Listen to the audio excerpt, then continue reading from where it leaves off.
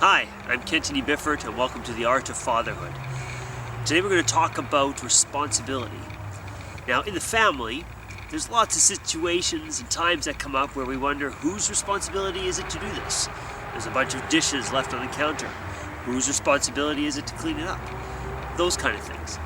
But I'm going to talk specifically today about the responsibility of education. Whose responsibility is it? Does it belong to the state, the school system, or does it belong to the parent? And if you know me at all, you know I'm going towards the parent as the primary educator. But let's back up a little bit. When I was a school teacher, I began to realize a trend that was happening in education. The school was taking on more and more things that the parents should be doing. For example, I remember sitting one day with this student of mine on the floor, teaching him how to tie a shoe. And I remember thinking, should I be doing this? Did I go to university to teach kids how to tie shoes? It seems to me that this is something the parents should be doing. Or, here's another example. On Fridays, I would take my students for bike rides. I would teach a class in the forest, in the woods. And inevitably, every single year I did this, I had to be teaching kids how to ride bikes. And again, the question comes to my mind, whose responsibility is this? Does it belong to the state, to me as a teacher, as a state employee, the school? Or is this the parents' job to be teaching their kids the skill of how to ride a bike? And so, these questions come up all the time. And there's always this tension between how much the state, how much the school system is taking over, how much the parent needs to be in control. And it seems like the trend is that the school system is taking over more and more and more, and the parents just give it, saying take it over. We have kids that come to school in my class and are having fits and throwing chairs. Is it my job to be disciplining your child and teaching them discipline?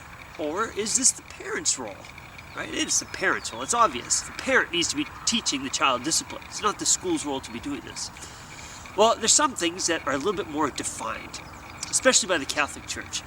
And it comes to the topic of sexual education. Should the school system be teaching sexual education to our children? I'm going to tell you what Pope Pius XI says. Now, he wrote this great encyclical called Divini Irius Magistri. And in this encyclical, it is power-packed with direction and information for the parent in the role in education. And to answer this question on whether the school should be teaching sexual education, we need to go through a couple steps. The first one is very simple, that the parent is the primary educator. The child is born into a family, and that family is with a collection of other families, which we call a state. But the father of that family, the parents of that family, are the kings of their family, and those children belong primarily to those parents, and those parents, therefore, have the inalienable right to be educating those children. That's the first underlying foundational premise. The second one is that there always be a tension between the state and the parents on who should be educating, what should be educated and stuff. And so Pope Pius XI says parents need to fight to maintain the control over the education of their children, because they're my children. They don't belong to the state. They are mine. And I have the obligation, the grave, sacred duty of educating them. Therefore, I have to fight to have that control and have them educated the way I want. Here's an example. If you have your kid in the classroom, in a school system, and you are choosing to do that, that is great. You are making that choice as a parent. But if you don't like the subject that they're teaching, remove the kid from that subject, because it's your child and their education. I recently talked to a parent, and he was telling me how it was very interesting. His kids were in the school system, but they were dissatisfied with the science curriculum. They thought it was weak. So they simply kept their kids in the school, but removed them from that science class, this was grade 8, and taught the science curriculum at home that they wanted. That is excellent. That is taking control of your children's education.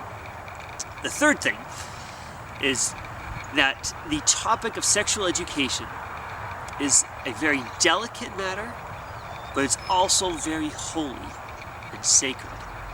And that this subject, this specific subject alone, needs to be taught by private instruction, is what Pope Pius XI tells us. It is not meant to be dealt with in a classroom. For various reasons, I'll simply give you one example.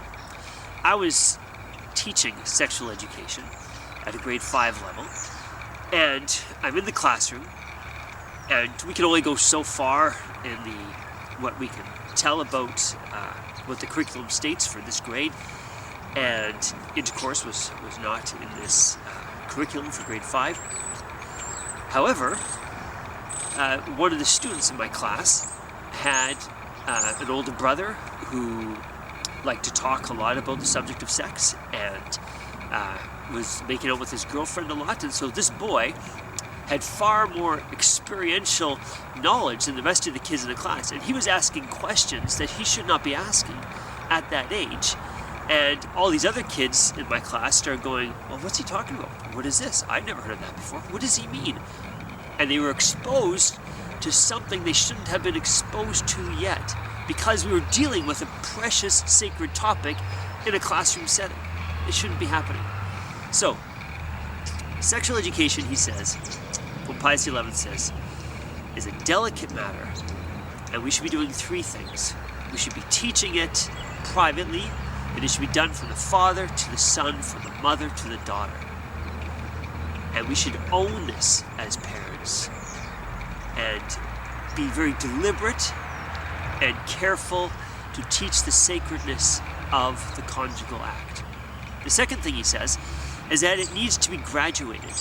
We are not to download the entire mystery of the conjugal act to our children at a young age. It should be done gradually. For example, one of my daughters questioned us when we had our new baby last year. How does the baby get in mommy's tummy? Well, that's a good question. And the answer was very simple. When a mommy and daddy come together, sometimes they get so close together, and they're so close and they love each other so much, that a baby is placed in mommy's tummy. And my daughter was like, oh, okay. And she was good with that, and that's all she needed to know.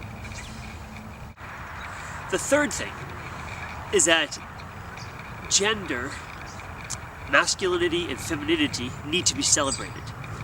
And we need to teach the differences between boys and girls, because they are different.